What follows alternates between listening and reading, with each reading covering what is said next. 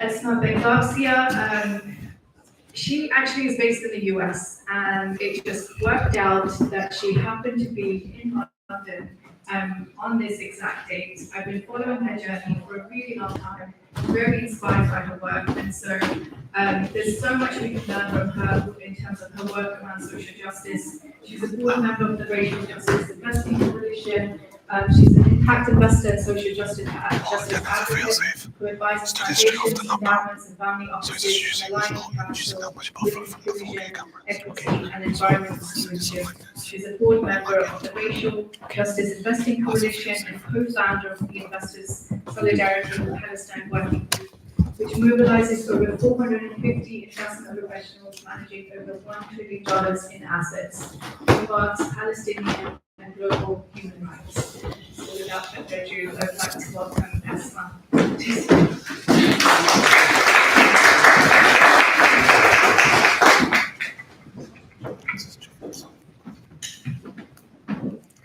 You're sure you're fine? Hold on. Just check on your phone. Send them the group. Yeah.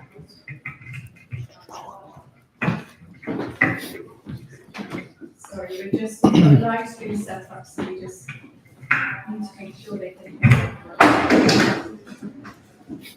Yeah. I'll just start. It's working.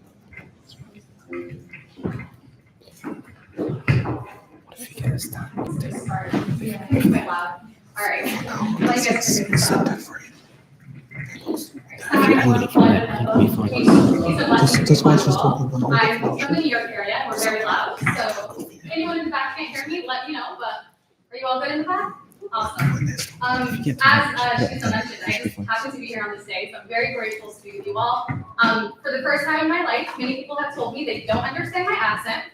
And so, which is really funny. It's the first time I've ever heard this. So I was like, how am I going to do this speaking engagement on Monday? So I hope that I will speak slow enough and that the accent's clear enough that all the Brits in Charlotte can understand it. That said, it's such an honor to be with you all. In this time, more than any point in history, we are seeing the first televised genocide happening in Gaza, the mass displacement and manufactured famine in Sudan, ongoing violence to extract natural resources in the Congo, the forced labor and forced displacement into concentration camps of our sisters and brothers in China, and so much more. And so needless to say, this conversation is crucial, particularly for the investment space, given how influential as a community we are. Even if we don't own trillions of dollars as people, we influence the flow of trillions of dollars globally. And so I personally believe that the conversation on social justice is more relevant to us than virtually any other space. In the US, and I'm sure in most other parts of the world, finance is more influential than politics itself. In fact, the financial services industry often drives politics and the decisions made in our political spheres. And so again, I truly believe that it's incumbent on us to see this first and foremost as our responsibility to think about the topics that we're thinking about today. In addition, since you started in my bio, I was gonna wrap up with this action item, but wanna start with it. I invite you all to join the Racial Justice Investing Coalition. We have free membership and we have paid membership.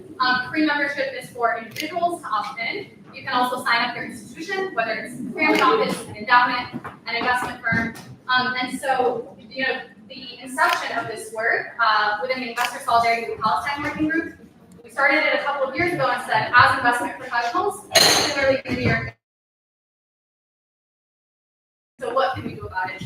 We didn't necessarily get the clearance from our employers. Many of us were often fighting our employers to continue, even if we weren't necessarily doing it in their name.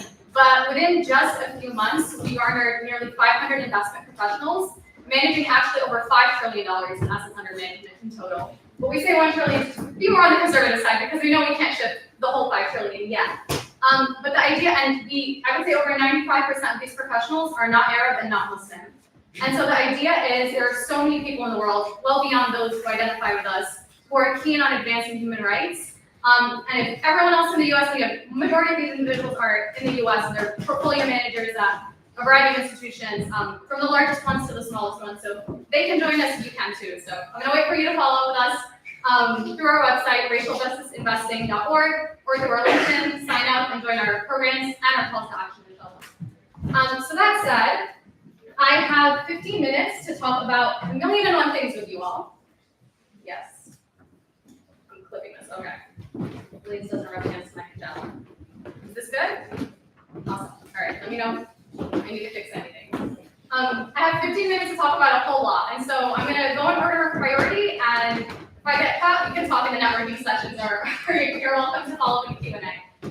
So there's a few key pieces here. Before I even go into impact investing is how do we use our funds to create positive impact in the world? I actually think we need to start a step behind, which is how do we stop creating harm in the first place? How do we ensure that our portfolios are not funding and profiting off of what's happening in Gaza, or in the Congo, or in Sudan, for the purposes of storytelling, because I'm going to go into many very complicated concepts in a moment. I'm going to specifically focus on Gaza, and I'm going to specifically focus on the company Microsoft, since I'm fairly confident it's in almost everyone's portfolios here today. And